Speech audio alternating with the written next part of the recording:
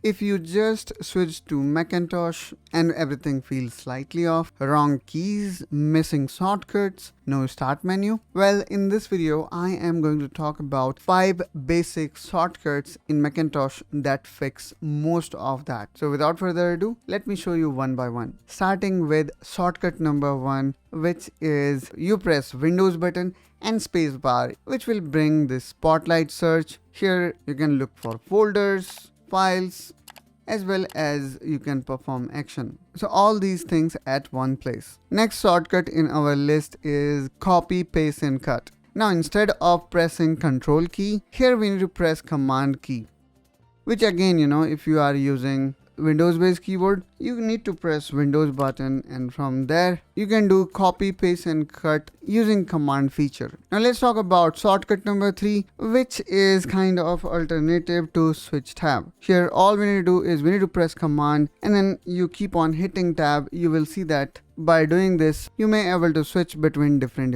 apps. Now let's talk about shortcut number 4, which is switch windows in same app. Let's say you have opened these two different apps.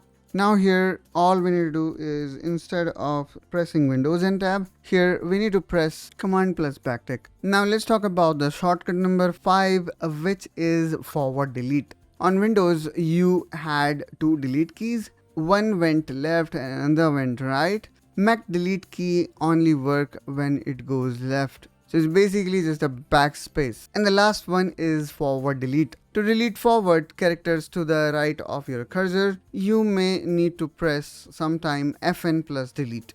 And that's wrap up this video guys on 5 one of the most common shortcuts that one should be aware of while switching from Windows to Macintosh. Hope guys you find this video helpful and informational. Subscribe to the Mac Essential for more such content, and I will catch you soon with one such another video. Till then, you take care and bye bye.